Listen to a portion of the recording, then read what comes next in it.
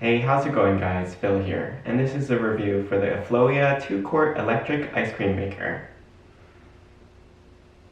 You'll receive the ice cream maker and an instruction manual. The unit measures 11 inches tall, 8.5 inches deep, and 8.5 inches wide. The unit is made of a lightweight plastic, and the translucent black cover at the top is removable with a simple clockwise twist.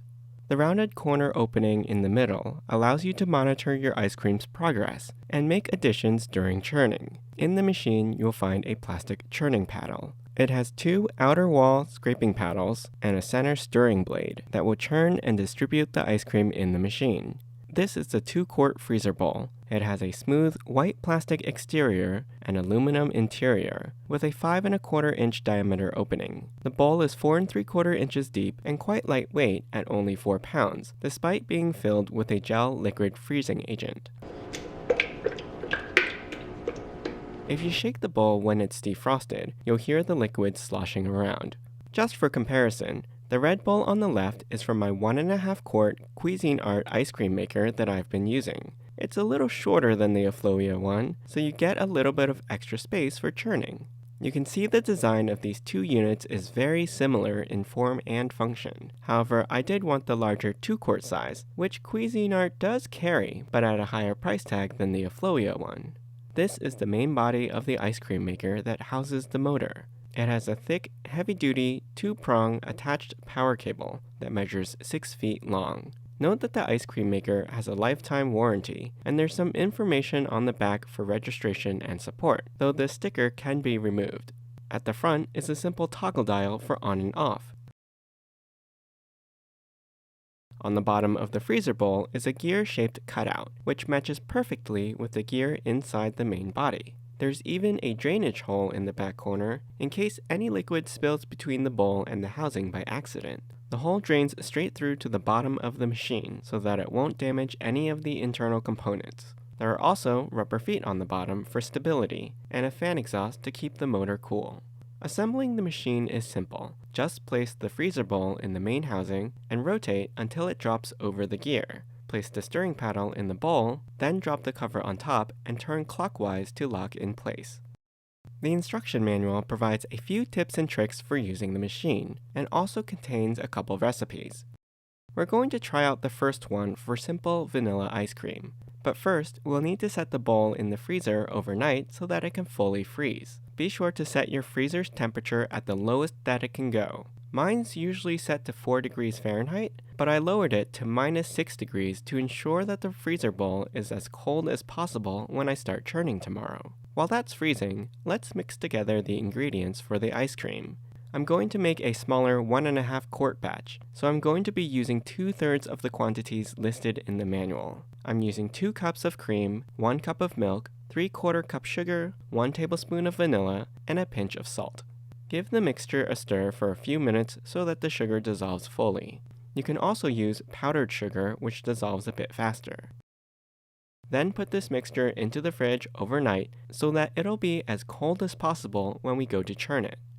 The following day, just remove the ice cream mix, get out the freezer bowl, and shake it to make sure you can't hear any liquid sloshing around. Place it in the machine, drop in the stirring paddle, put the cover on, turn on the machine, and pour in your ice cream mixture. It's really important that you turn on the machine before you add your mixture, otherwise it could freeze in the bowl too fast and prevent the paddle from spinning. Speed here is key, since you don't want the freezer bowl to defrost too much.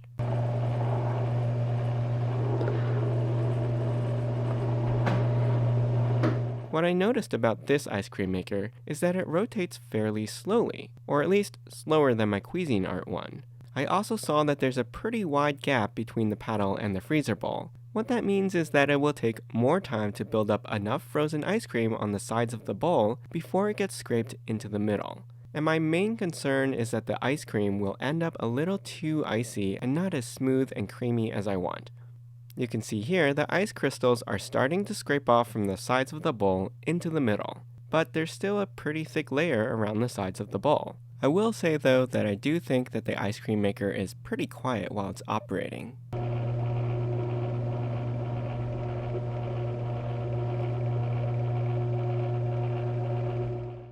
One thing that I think might help on very warm days is to place a cover over the opening on top to prevent ambient heat from entering the bowl and melting your ice cream while it's churning.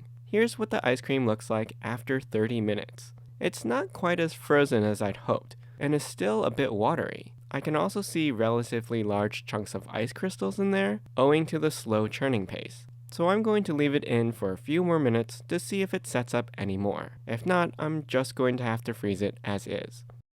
And now it's a little better, but I think we're getting towards the end here. One trick I use to avoid overly icy churns is to add a shot of spirits or liqueur at the end of the churn. This lowers the freezing point of the batch, making it set up softer for easier scooping. Of course, then the ice cream would only be for adults 21 years of age and older, at least in the US. If you do add alcohol, be sure to keep it in the freezer until the last minute or two of churning so that it's as cold as possible.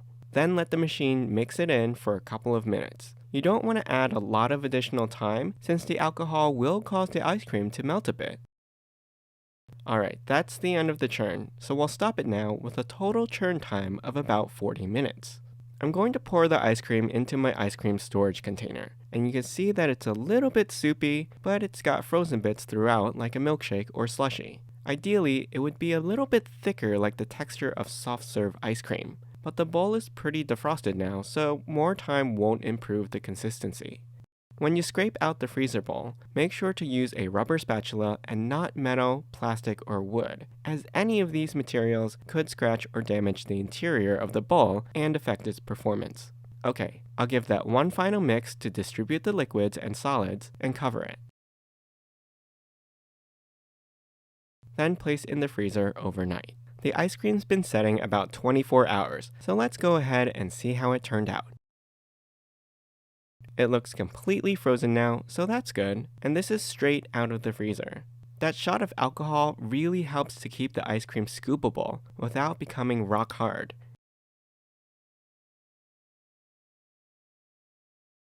It has a dense, smooth, buttery texture, and I'm going to add some fresh berries from the garden and mint leaves. Bon appetit! That's quite good, but I'll have another spoonful just to be sure. Now it's not as light and airy as store-bought ice cream, but it also doesn't have any additives or texture conditioners, so for a basic recipe, it's pretty good. I'm really pleased with how it turned out. And just to be sure that it wasn't a one-off, I've made another batch, this time a full 2-quart recipe, using pine berries, or the white strawberries that I showed you earlier. Again, it's really important to turn the machine on, then pour while the bowl is turning. After 30 or so minutes, we have a soft, slushy ice cream. So I left it in for another 5 minutes, and it did fluff up a little. So now I'm going to add some ice cold rum, and then let it run for 2 more minutes before scooping it into my ice cream container. Now it does look like this batch came out a little bit more frozen than the first one, and I think it's because I actually did a larger batch, since the liquid was able to come in contact with a larger frozen surface area of the bowl, which improved the freezing speed and performance. You may have some frozen ice cream left in the bowl to sample, but make sure only to scoop it out with a soft spatula. And that's ready for the freezer. Honestly, the hardest part of this process is waiting for the ice cream to set. But now, it's time for a taste test.